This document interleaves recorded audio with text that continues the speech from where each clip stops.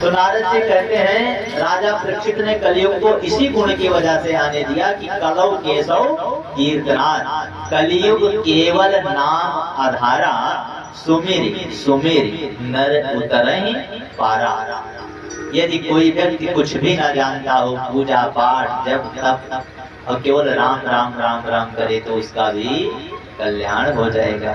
लेकिन और युगों में ऐसा नहीं होता था, बड़ा तप करना पड़ता था, साधना करना पड़ता था। वनवास में वन में लोग जाते थे और 100 वर्षों तक, हजारों वर्षों तक तपस्या किया करते थे, तब जाकर के भगवान की प्राप्ति होती थी। ऐसा सुनकर के मैया संतुष्ट कुछ हुई और नारद जी कहते हैं, हे भक्ति माता सुनो, मैं आपको गेहे गेहे जने जने इस कलिकाल में सभी के हृदय में मैं आपका निवास करा दूंगा। इसके उपरांत ऋषि नारद जी ने सोचा कि मैं इनके पुत्रों को कैसे जीवित करूं। इसके लिए उन्होंने कुछ प्रयोग किए। प्रयोग क्या किए? ऋषि ने गीता वेद का उन पर किया प्रयोग, खाली गए निशान सब मिटाना मानस रोग। नारद जी ने गीता का पाठ किया, वेदों का पाठ किया उनकी जागृति के निमित्त, लेकिन उन दोनों को होश नहीं आया, उनकी अवचेतना खत्म नहीं हुई।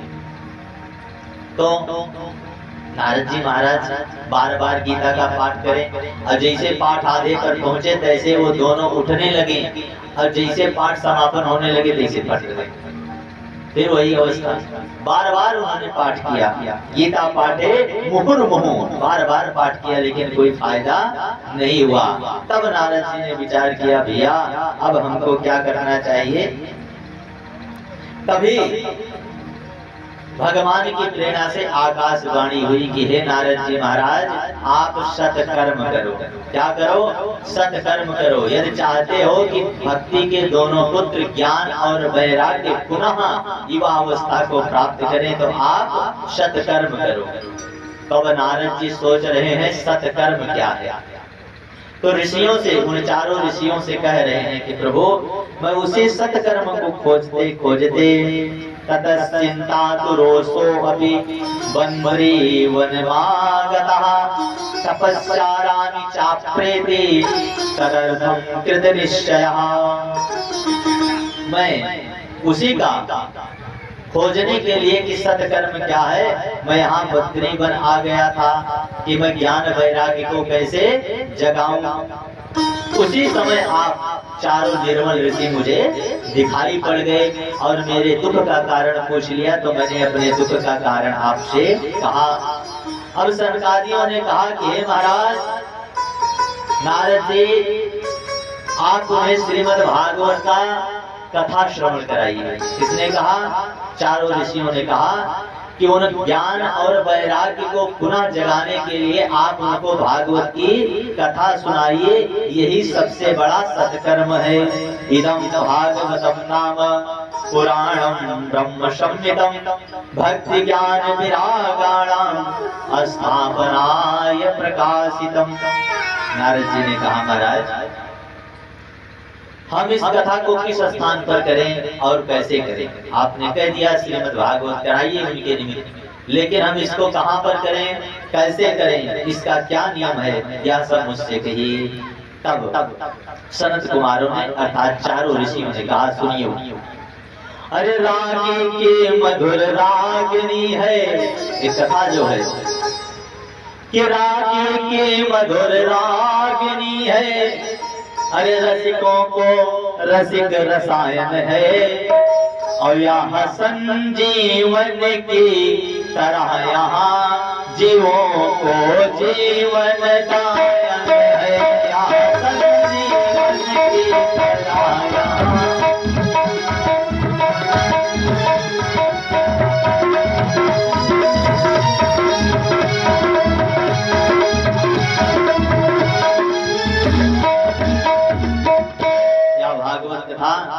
भ्रष्टों के लिए रसायन के स्वरूप है और जीवों को मुक्त करने का यह काम करती है। संजीवनी की तरह है, कोई भी रोग व्याधि हो जाए और इसका सेवन कर ले तो उनसे मुक्त हो जाता है।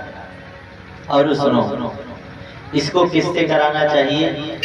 बोले जो वैष्णव हो, दीक्षित हो, ऐसे ब्राह्मण के द्वारा, जो पुराण और इतिहासों को जानने वाला हो, इसको सप्ताह श्रवण विधि से श्रवण करना चाहिए, यानी एक सप्ताह में इसका श्रवण करना चाहिए। जो इस कथा को श्रवण करे उसे दिन में कम बोलना चाहिए, ज्यादा बातचीत वार्ता किसी से नहीं करना चाहिए जो कथा श्रवण करे।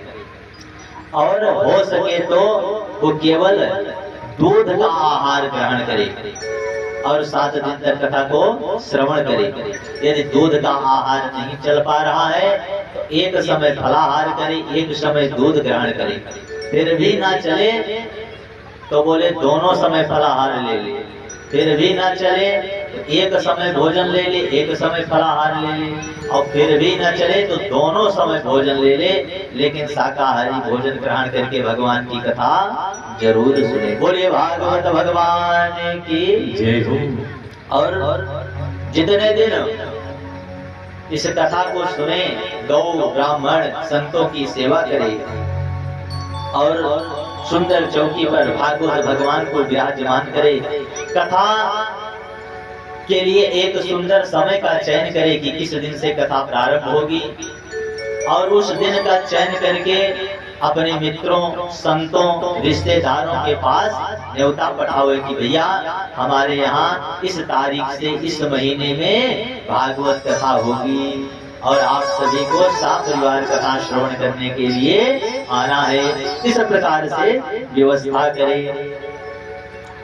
एवं मुक्ता कुमारास्ते नारदेन समं ततः गंगया तटं समाजगमो कथा पायान सत्यवरः। शुद्ध जी कहते हैं शौनकादि जी से, इस प्रकार कहा करके नारद जी के साथ चारों निर्मल ऋषि भागवत की अमृतमयी कथा को करने और श्रवण करने के लिए गंगा के तट पर उपस्थित हो गए। नारद जी महाराज चारों ऋषियों के साथ गंगा के तट पर आकर के उपस्थित हो गए। अब ये हो गया भैया कि गंगा के तट पर नारद जी महाराज भागवत कथा कराएंगे। किसके निमित्त? बोले भक्ति के दोनों पुत्र जो मूर्छित अवस्था में, अवचेतन अवस्था में है, उनको जगाने के लिए श्रीमद् भागवत कथा को करेंगे। कौन करेगा? श्री नारद जी महाराज करेंगे। गंगा के तट पर बैठ गए और यह खबर सभी ऋषियों को पहुंच गई। भृगुर वशिष्ठ चौनश्य गौतमो मेधातिथि देवर देवरात्रो योगेश्वरो व्यास पराशरस्य छाया सुको जजलिजहु मुख्या।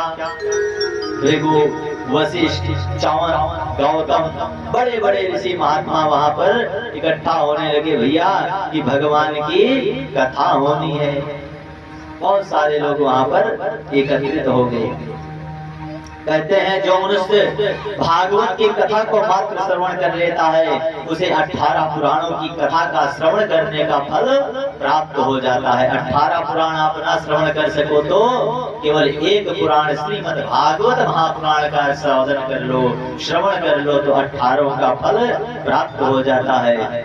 और जो मनुष्य अंत समय में इस कथा का श्रवण करता है उसे अवश्य ही वैकुंठ धाम की प्राप्ति होती है, क्योंकि भागवत में बड़ी ही रसमयी लीलाएं हैं और भगवान के प्रसंग हैं। और भगवान की कथा के साथ साथ ही श्रीमद् भागवत में भगवान के भक्तों की कथा है।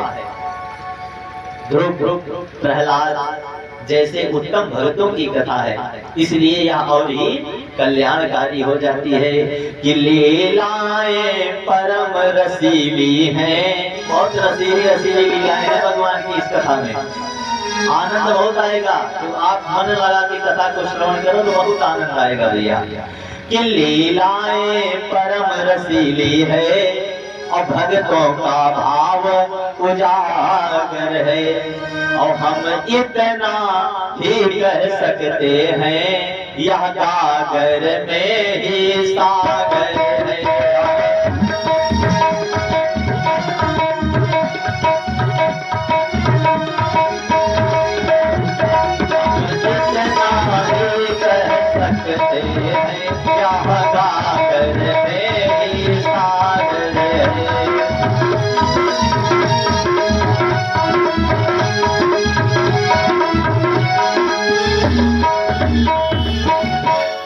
गागर में ही सागर है। यानी कथाएं बहुत हैं, लेकिन उसे बहुत सार के रूप में लाकर मानो किसी सागर को गागर में भर दिया जाए, ऐसा कर दिया है भागवत। और कहते हैं हेम सिंहयुतम सेद वैष्णव्या ददाति च कृष्णेन सह सायुज्यम सापमलवते ध्रुवम। यदि कोई व्यक्ति स्वर्ण के सिंहासन पर श्रीमद् भागवत भगवान को विराजमान करके किसी को दान कर देता है तो उसे अंत समय में अवश्य भगवान श्री कृष्ण की साहित्य कृपा प्राप्त होती है। और इस कलयुग में बहुत दिनों तक लोगों से चित्त की वृत्ति को वश में रखना संभव नहीं होगा, नियमों का पालन करना संभव नहीं होगा, किसी पुण्य कार्य के लिए अधिक दिनों तक दीक्षित रहना किसी के लिए संभव नहीं होगा। इसीलिए इस कठिन से कठिन दुर्गम विषय को भी ऋषियों ने 7 ही दिनों में समावेश करके इसे साप्ताहिक कर दिया। अब देखिए भागवत की कथा बहुत बड़ी है, लेकिन 7 ही दिनों में ऋषियों ने इसका समावेश कर दिया कि 7 ही दिनों में श्रवण करके पूरा फल ले लो, क्योंकि वो जानते थे कि कलयुग के मनुष्यों के पास समय का बहुत अभाव होगा। अब यहीं पर देख लो 2-4 घंटे का समय लोग नहीं निकाल पाते, तो समय का बड़ा अभाव होगा, तो इसलिए छोटा छोटा करते हुए ला करके इसको 7 दिनों में समेट दिया। जबकि इसमें 12 स्कंद है और 12 स्कंद के अंतर्गत 365 अध्याय हैं। अगर प्रतिदिन एक अध्याय की कथा की जाए तो 365 दिन लग जाएंगे। इसलिए ऋषियों ने कहा कि इसको 7 ही दिन में व्यवस्थित कर दीजिए। यज्ञात गर्जति सप्ताह सप्ताहो गर्जति प्रातः तपसो गर्जन्ति प्रोचस्य तीर्थां नित्यं हि गर्जति। सूत जिसे कहते हैं शौनक जी। द्वापर के अंत में जब भगवान श्री कृष्ण इस धराधाम को छोड़ करके जाने लगे, जब द्वापर का अंत हुआ और भगवान श्री कृष्ण धराधाम को छोड़ करके यहाँ से जाने लगे, तब श्री उद्धव जी ने कहा प्रभु आप तो यहाँ से चले जाएंगे, तो ये धर्म किसकी शरण में जाएगा? तो भगवान श्री कृष्ण ने कहा देखो मैं जा तो रहा हूँ, लेकिन मैं अपने आप को श्रीमद् भागवत में प्रविष्ट किए देता हूँ और मैं श्रीमद् भागवत के रूप में सदैव यहाँ पर विराजमान रहूंगा। और भगवान विलुप्त होते हुए भागवत में प्रतिष्ठित हो गए, इसीलिए इसे भगवान श्री कृष्ण की वांगमयी मूर्ति कहा जाता है। बोले भागवत भगवान की जय हो। अब सुनो, अब यहाँ पर भागवत की कथा प्रारंभ हो गई। कहाँ? गंगा के तट पर नारद जी भक्ति के पुत्रों ज्ञान और वैराग्य के निमित्त भागवत को प्रारंभ कर दिया। और उसी भागवत के बीच में सप्ताह श्रवण की महिमा का बखान कर रहे थे, तभी भक्ति सुतो तरुणो गृहीत्वा प्रेमेक रूपा सहसा विरासित श्री कृष्ण गोविंद हरे मुरारे नाथेति नामानि मुहुर्वदन्ति नाथेति नामानि मुहुर्वदन्ति। वहां पर सहसा ही एकाएक लोगों ने देखा कि वहां पर तरुणा अवस्था को, युवा अवस्था को प्राप्त किए हुए ज्ञान वैराग्य दोनों पुत्रों को साथ में लेकर के भक्ति उपस्थित हो गई। यानी इधर संकल्प हुआ, भागवत प्रारंभ हुई, उधर उस भागवत की महिमा के अनुसार ही भक्ति के दोनों पुत्र ज्ञान और वैराग्य जाग उठे और भक्ति के साथ में गंगा नदी के किनारे तट पर जहाँ भागवत कथा हो रही थी, अचानक सहसा वहाँ पर खड़े हो गए और गाने लगे, श्री कृष्ण गोविंद हरे मुरारे नाथेति नामानि मोहुर्वदन्ति। श्री कृष्ण गोविंद हरे मुरारे नाथेति नामानि मोहुर्वदन्ति। श्री कृष्ण गोविंद हरे मुरारे हे नाथ नारायण वासुदेव। श्री कृष्ण गोविंद हरे मुरारे हे नाथ नारायण वासुदेव। हे नाथ नारायण वासुदेव। हे नाथ नारायण वासुदेव।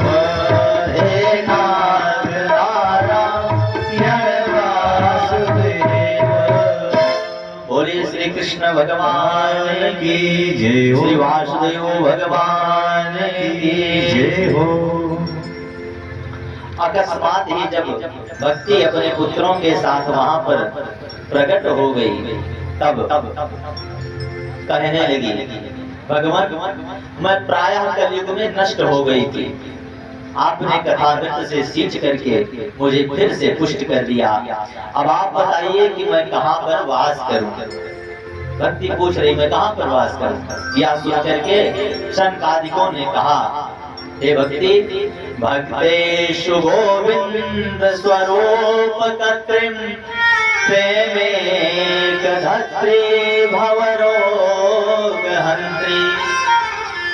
सात्वं च तिष्ठ स्वसुधैर्य संश्रया निरन्तरं वैष्णव मानसानि। हे भक्ति, तुम भगवान के भक्तों के हृदय में वास करो। शुद्ध जी कहते हैं, उस समय अपने भक्तों के हृदय में अलौकिक भक्ति का प्रादुर्भाव देख करके भक्तों पर कृपा करने वाले भगवान नारायण भी वो अपने धाम पर रुक न सके, क्योंकि उनके भक्तों का समावेश हुआ है। और भगवान भी अपने धाम को छोड़ करके चतुर्भुज रूप में वहां पर प्रकट हो गए। चतुर्भुज नारायण भगवान की जय हो। भगवान चतुर्भुज रूप में वहां पर प्रकट हो गए। श्री हरि की मधुर मधुर सौंदर्य को देखकर सभी में प्रेम और बढ़ाया। सभी लोग भगवान का भजन कीर्तन करने लगे, भगवान के नाम का स्मरण करने लगे। कोई तो शंख बजाने लगा, कोई तुरी बजाने लगा, कोई घड़ियाल, कोई घंटा। तो नारद जी अपनी बेड़ा को तान दिए, श्रीमन नारायण करते हुए सभी लोग भगवान की स्तुति और विनती करने लगे। हर अवस्था में आप कोई कार्य कर रहे हैं, भगवान का स्मरण करते रहे। भगवान ये नहीं कहते कि सारे काम को छोड़कर मुझे भजो, बोले सारे काम करते रहो और मुझे भजते रहो। फिर देखो आपके कामों में कितनी वृद्धि होगी और भगवान की प्राप्ति होगी। दोनों कार्य साथ में करते रहो। तो आज जब भगवान चतुर्भुज नारायण के रूप में वहां पर प्रकट हुए, तो समस्त संत ऋषियों ने भगवान का पूजन किया, आरती किया, और इसके बाद भगवान वहां से अंदर ध्यान हो गए। अब नारद जी महाराज ने एक बहुत सुंदर प्रश्न किया। बोले महाराज ये बताइए कि ये श्रीमद् भागवत कथा कैसे कैसे पापियों को तार सकती है, कैसे कैसे पापी लोग हों तो इस कथा को श्रवण कर ले तो उनका पाप मिट जाएगा। तो ऋषि बोले सुनो, ए मानवः पापकृतस्तु सर्वदा सदा दुराचार्य रता विमार्गः क्रोधाग्निदग्धा कुटिलिष्ट कामिना सप्ताह यज्ञेन कलो पुनतिते सप्ताह यज्ञेन कलो पुनतिते। ऋषि बोले महाराज ये मानवा पाप कृतस्तु सर्वदा, ये जो मनुष्य सदा सर्वदा केवल और केवल पाप ही करता रहे ना और कुछ करे ही ना, ये मानवा पाप कृतस्तु सदा सर्वदा केवल पाप ही करता रहे और कुछ न करे। सदा दुराचार्य रता विमार्गः, सदा दुष्कर्मों में लिप्त रहे, दुराचार में तत्पर रहे और सदैव उल्टे मार्ग पर चलता रहे। क्रोधग्नि दग्धा, सदैव क्रोध की अग्नि में जलता रहे। कुटिलिष्ट कामिना, कुटिल हो कामी हो, लेकिन सप्ताह यज्ञेन पुनति, इस सप्ताह यज्ञ को श्रवण कर लेने मात्र से वह भी पुनीत हो जाता है, पावन हो जाता है। और बोले ससेन हीना पितमात दोषिका, कृष्णा कुलाश्चन आश्रम धर्म वर्जिता, एदंबिका मति श्रेणोपहिंसिका, सप्ताह यज्ञेन कलो पुनतिते। कैसा भी पाप आत्मा हो, जो सत्य भाषण न करता हो, सदैव झूठ बोलता हो, माता पिता की भी निंदा करता हो, कृष्णा से व्याकुल रहते हो तथा वर्ण आश्रम के धर्म को नहीं मानते हो, दम्भी हो, पाखंडी हो तथा दूसरे की उन्नति को देख करके मन में ईर्ष्या करते हो। लोग दूसरे की उन्नति को देखकर क्या करते हैं, मन में ईर्ष्या करते हैं, जलते हैं। ऐसे लोग भी यदि भागवत की कथा को श्रवण कर ले तो उनके सारे पाप मिट जाते हैं।